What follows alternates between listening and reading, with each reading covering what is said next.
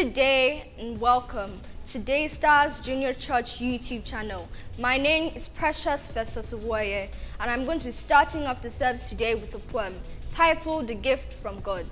What is the gift from God? Love. Love is undescribable. It has no shape, no form. Love does not conform.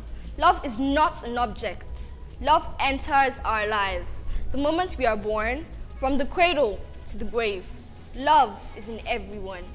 Please sit back, relax, and enjoy the talk show that is going to be happening right now.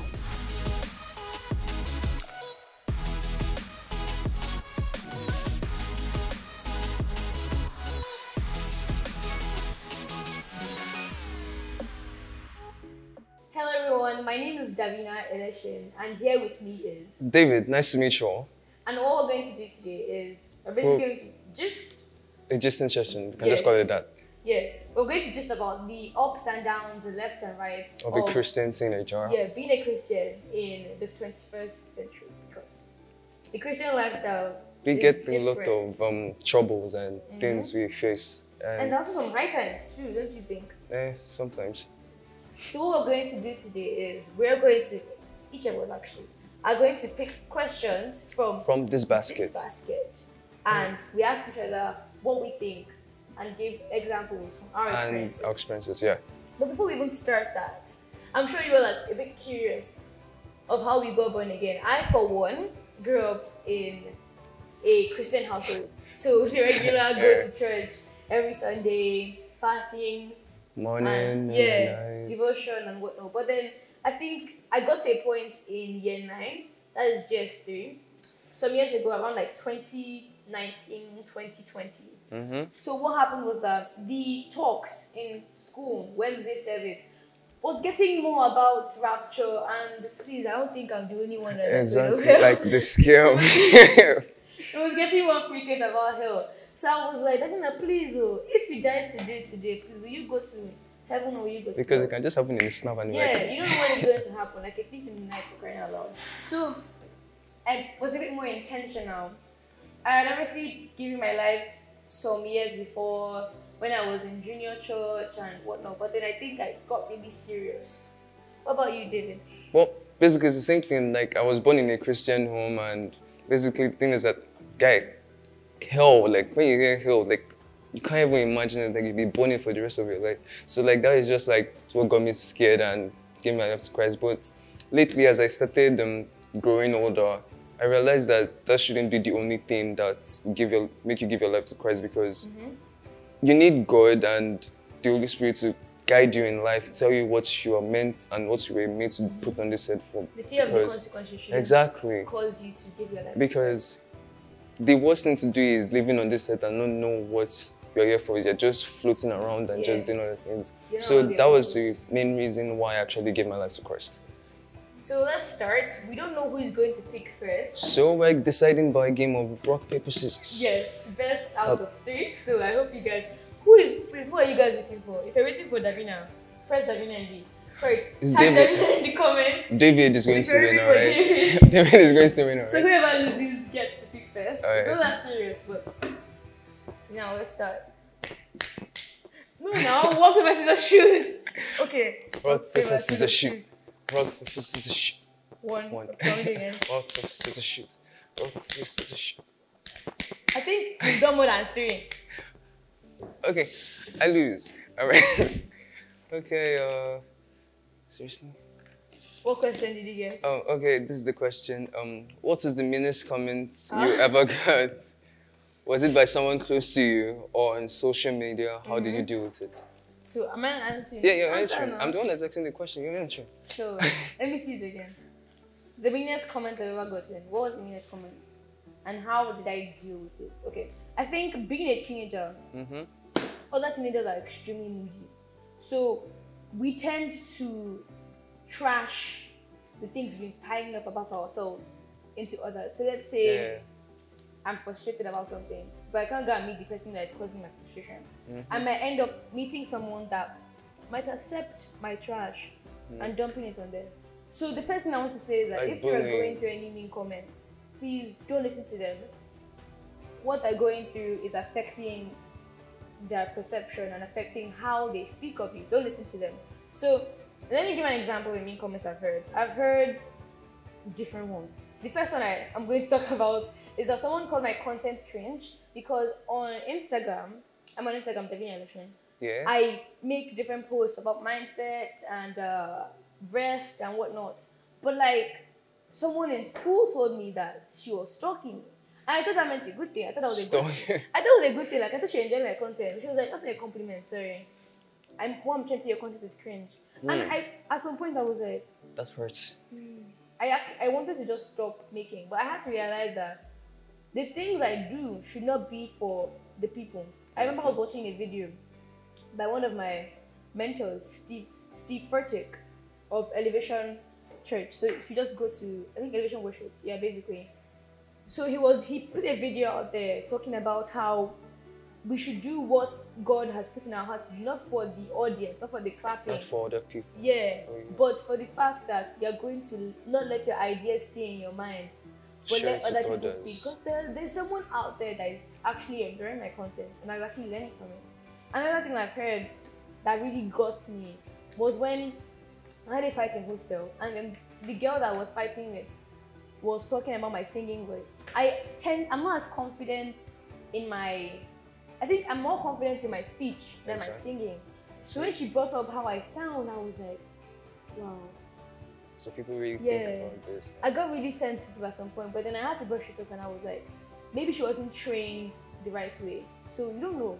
So whatever you're dealing with, please do not listen to them. And also, people who give mean comments, they might be going through something themselves because maybe they see something in you that they wish to have and they don't have it, so they want to make you feel bad. So don't take that to heart. Okay, so the next question, I just hope it's a long one. How do you keep your emotions in check? Okay, so I'll answer that question.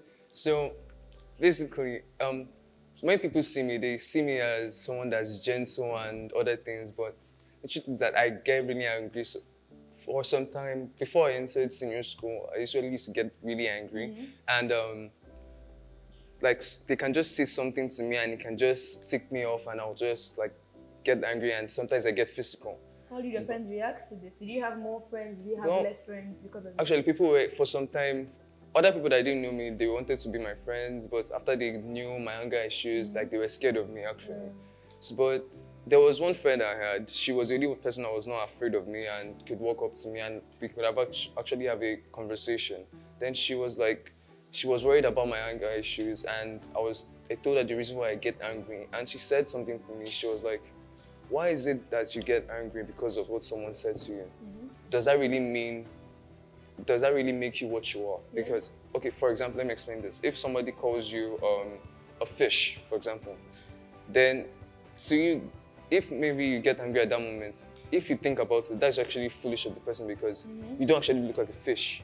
You're a human. Exactly. But why are you listening to them? Exactly. So you shouldn't be routed by that thing. So after that, literally, slowly but surely, I was able to conquer my anger issues. And even if someone gets me mad, I'm able to control my emotions so it won't get out of hand. What about you? I think I agree with the whole, you shouldn't listen to what people say because just because of what they say, that doesn't mean that it should determine how you see yourself. I think that relates a bit to the previous question on mean comments. Just because they call you X doesn't make you X. So how I personally keep my emotions in check is that I write them down in a form of a letter. I have a particular book that I've never shown anybody in my life. Only person that has read it before is me and God. So the way it works is that I write like a letter form, dear God, and I write how I feel. I don't even need to understand how I feel. I just write what has frustrated me, what has gotten me overly excited throughout the day, throughout the angry. week. Yeah, and what has gotten me angry. I know sometimes I tend to get a bit I tend to get really angry. I was telling one of my friends how my brother, my younger siblings are a whole different breed. My younger brother, that boy, I don't get where they got him from. The thing is that he's the only one that's ever seen this angry side, like this seriously angry side of me. And I don't like showing people that side too much because, like your kids, they start getting afraid of you. And this is reminding me of one of my aunties said, her name is Queenette, and she told me that, Davina, a person that is angry is blind, deaf, and dumb. What that means is that no matter when you're angry, when you're full of anger, no matter what is happening around you, you may be able to interpret it well. You can't hear well, you can't see well, and you won't even be able to talk well. So please make sure you don't get to that stage. But I think as Christians, we should also Be able to control. yeah, and maximize on our environment. We have friends for a reason.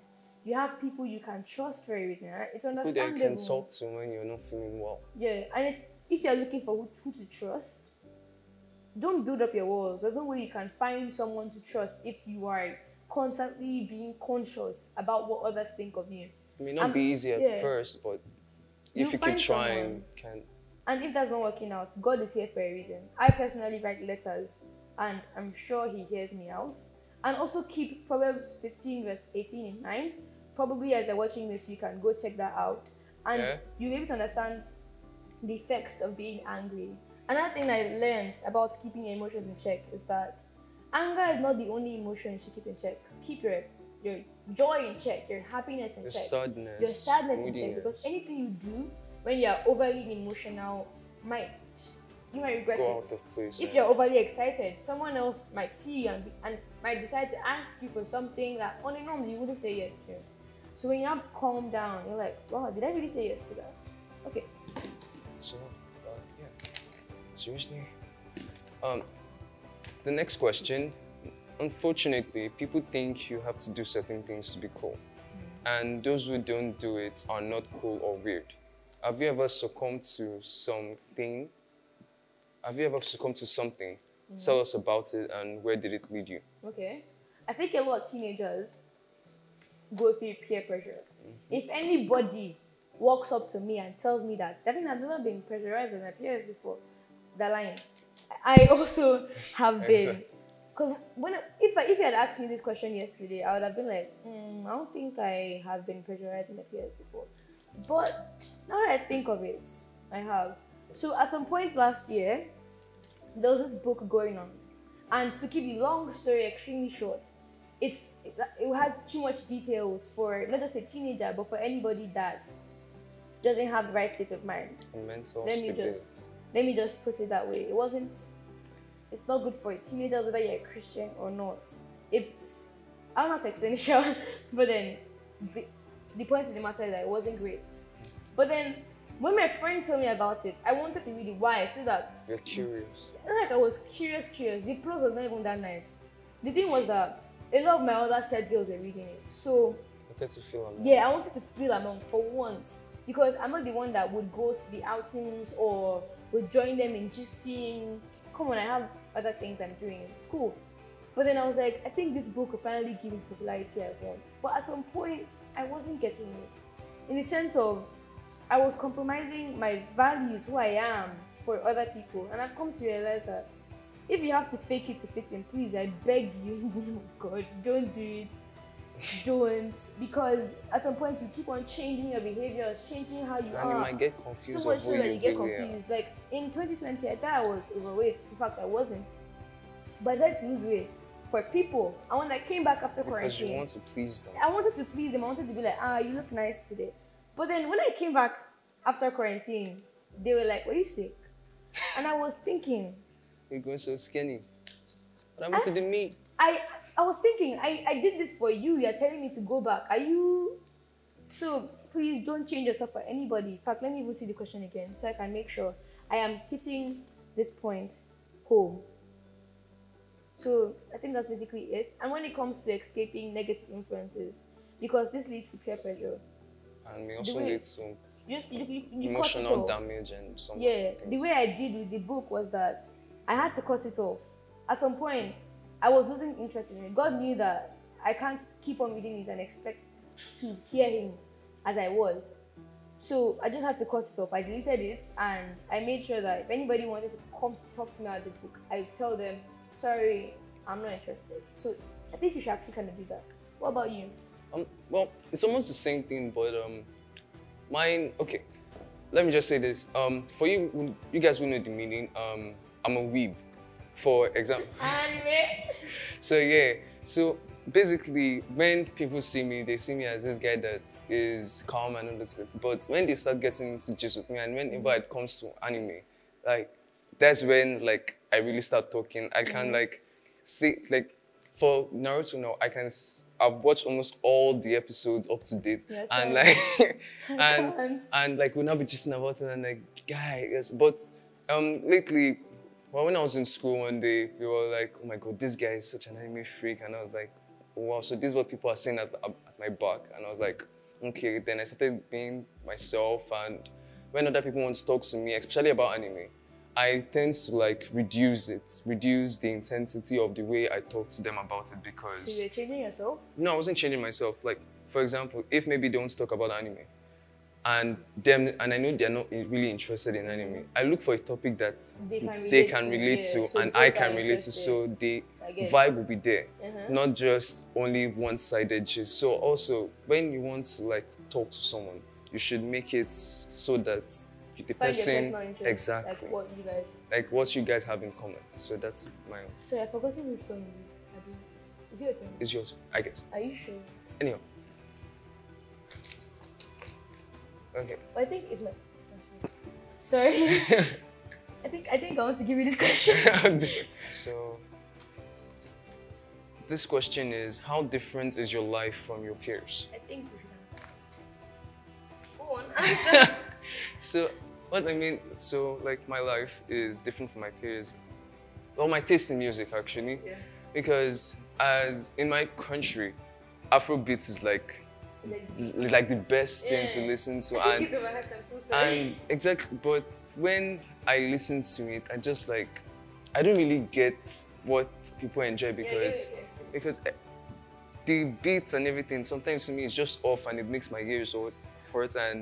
But when I listen to other music like Justin Bieber, Mariah Carey, all those other musicians that are abroad, it just makes me feel okay. But when other people see me and they see me listen to all these songs, they feel like, oh, this guy is so different. But I like being different because if maybe I'm in a place, they can actually pick me. Like if maybe I'm a chess piece and everybody is white and the one that is red, I'll be noticeable and they'll be able to pick me and be wondering, and they want to be like wonder what I am. So that's the reason why. So that's my answer to the question. I think I kind of relate to the whole topic of different taste in music. I, for one, absolutely love, God bless his soul, Sam Smith, Shakara. Like, I don't get it sometimes because there's so many songs that go on by different people, like different Nigerian musicians. And they're not that bad, but then I just don't vibe to them as much as most other people do. Come on, I can vibe more to Beyonce than any other, especially Joe Newman. Beyonce, I can vibe more to her than any other Afrobeat. Okay, but then someone I actually love is Burna Boy. It's okay. But then going to how I'm different to my peers, I would say, I can't remember my response anymore. Let me try and remember. Yeah, going on to how I'm different from my peers, I would say my values in the sense of what I hold dear to me and what they hold dear to them. I am not one to gist. Yes, I might once in a while I might find you and we talk for a long time.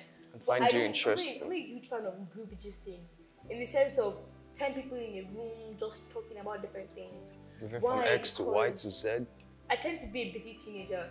So I have this thing doing, I have that thing doing. And the more minutes I spend, the more time I remember, Davina, you have to get up now and go.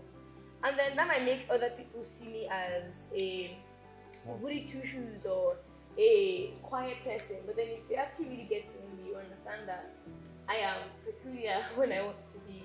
I act crazy when I want to be, when I need to be, when the situation calls for it. So yeah, I would say that's how I'm a bit different apart from music and everything. So my turn. I got a blank piece of paper. So you have to pick again. I have to pick another one. Okay, it's quite short. How do you enjoy your own company? Well, enjoying my own company, I really enjoy my own company it's not like I like to be lonely because, come on, if you're in a room alone, you get like starting to go crazy. That's for me. But when it comes to enjoying my own company, like there's a lot of things I can do. Like when I was a kid, I can just stay in a room and play with Lego, and that's just what makes me happy. But as I go older, well, the basic thing to do is watch Netflix and chill, bro. Yeah. Like, just sit down, enjoy your own company, or you can just read a book or something, and your imagination goes wild, and you start thinking of other things. And sometimes, even some of the things we see here now, like lights and other things, they were made because someone just sat down and thought of something. Quiet time. Quiet Just time have a is very quiet time. important. Sometimes ideas can just flow by just enjoying your own company. Yeah. So that's why I really like to enjoy my own company. So that's my own answer for that question. I think What's yours? enjoying my company, or at least that question of how do you enjoy your company, hits home for me because ever since quarantine passed, that was like Coronavirus. 2020, like later 2020 till like early this year, I was having friendship issues in the sense of I would see this one working with that one, this one working with that one, and I would feel so different sometimes. All these differences I was saying that I'm happy about, I wasn't so Happy about them. I was always wondering like, what is wrong with me? Like, feeling left am out. I different? I was feeling left out. So one of my friends kept on telling, at least the only few I had, was always like, Daniela, you know there's nothing wrong with just having two friends, right? What makes you think that the more friends you have, the happier you get? There's nothing. There's no written document that says The more friends you have. the more friends you have, the happier you are. In fact, sometimes the more friends you have, the less happy you become because people can be too dramatic sometimes. So, And you don't have much time to spend with all of them. so I think I'm still learning how to enjoy my own company, how to be my own friend. But I think how I do that, or how I'm learning to do that, is spending time on myself. In the sense of movies, I love films, especially comedy. If you find me laughing to a film, please know that thing is very funny. Because I tend to keep a strong face. I tend to, in fact, I don't find some people funny. I don't find some comedians. I don't want to mention their names. For people start saying, Navina doesn't have any sense of humor. But then, I think I absolutely love Ryan Reynolds and his recent film, The Adam Project. So yes, I spent Guess I'll go watch that. Yeah, I spent quality time myself yesterday by just watching that and enjoying myself. So, next question, sir. Okay. That's a long one. Yeah. Okay, this question. How do you choose your friends knowing that one wrong friendship can take you down a path you never wanted to go? Note, what screams bad friends? Okay, so it's like I'm picky with friends, but then it's that I notice things easily, and when I notice that I cannot stay for a long time with you, I just distance myself. So let me give an example. I met someone recently, and they were a bit too touchy, in the sense of we're just talking and they will be putting their hand up. I'm not used to that kind of stuff, so I know that I would not go down Really the path flow with the of person. like I won't flow with you. I would keep the conversation short. You say hello, who am I to say bye bye? Say hello, I say hello, we walk our own way. That kind of acquaintance, you get what I'm trying to say. But then if I notice that I click with you, you get me, I get you, and then you understand my boundaries. I, for one, do not like it when people abuse me and say, oh, I'm just joking now, can't you take a joke? I don't like that. You can't be making comments about Me. That Me. you think will be good, that. but You don't it even know hurts the whether I'm person. battling with that. We don't know how my self-esteem is. Yeah. So why are you making comments about that and just saying you're joking? I, for one, don't like that. So when I notice that the new friend is doing that, I kind of keep my conversations short. But if I like everything about them, except that one thing, I would speak to them. I believe conversation is very key. So I'll be So the like, person will know what you don't really like. I'll be like, excuse me, I love you and everything. I like your vibe. I like what you're doing, but then I'm not a fan of the things you say about me. And if they're not listening, then so be it. Please walk your own way and realize you were breathing before they came. You will breathe after they go. Then how else? So my addition to that question is that basically, like it's almost what you said, but my addition is that you pick your friends by your values or the things that two of you are interested in. Common interest. Common interests, but that's even what makes friends, A because friend. you can't just go to a friend and be like, I want to be your friend, and you guys have nothing in common, because But that you can't friendship, relate to anything. because that friendship will not last. So even if maybe if you just want to be different to that person because you think the person is cool, make sure you guys can actually relate, because a friendship is not a friendship if you guys cannot even talk about something That you both guys or love you're or both something. interested in. So that's my own addition. I think that kind of relates to what you said about other people not liking anime as much. Exactly. I'm sure once you find someone that is as, in fact, even more in love with anime, you will cling to them. But then I think what's something like that relates to the following question. I don't want to go down a path of abuses, in the sense of if I notice that you swear too much, I know my parents won't allow me to use curse words. So I don't want to get to a point where I stay by you all the time and you curse so much that all I can think about is swear words. At some point, my It just becomes natural. That yeah, just at some point I'll start swearing out loud, and I don't want to go down that path. And I think it links to negative influences. exactly. Yeah. If you notice someone is doing something You don't can't normally deal do with, or you can't do if on they're a nose. watching something you don't watch or anything, like I for one, I'm sorry if you're going to be triggered by this, but I don't like horror movies. I just can't do it. So if all you talk about is how Chucky did that or how the Eighth Clown did this, please. She'll be say, scared, she'll it's not be able to Pennywise, sleep. right? Yeah, please, I just can't do it. Yeah. Then the last question, let me call it a day. Final one. Okay, this actually links to friendships. Okay. So I like how the last question is about friendships. Okay, most of your friends must be in relationships or have just come out of one and on the way to another. And you know the Bible says we should flee youthful lusts. How are you struggling with this, and how are you coping with this? Okay, so for some time, when I was like in junior school actually, that actually was like, it made me actually sad. But lately when I Because you started, didn't get to the exactly. Well, after some time, I was like, okay, relationship is for like people with that have the mental stability or can handle it, because once you get into that relationship, you're not just thinking for yourself, you're thinking for another person. And you can't just be like thinking for another person when you're still in school. Bro, they have not even gotten out of life, you're already thinking for somebody else. Yeah. And so like that's the hard thing about it. How is it, do you relate to that? I would say that if I know I'm not mentally prepared for a relationship, I wouldn't enter. But this last question links to negative influences. Please, please, please do not enter a relationship if you know you are not ready for it, because that will lead to disaster. I think it's even worse for girls, because I don't know if you've heard it before, but when we girls like people, in fact, when we fall with our heads, we fall with our hearts. In the sense of boys tend to be emotionally detached sometimes. Not all boys, no. Okay, there are exceptions. The majority of the ones we see tend to be emotionally detached, or at least they put up the front that, They're emotionally detached. yeah, they're not really bothered. Like, let's say they get a breakup now, they're not as affected. But you see a girl, something happens and she's affected Takes a box real of bad. chocolate, Yeah, ice cream. which is why I say when girls fall, we fall with our heads, we fall with our hearts.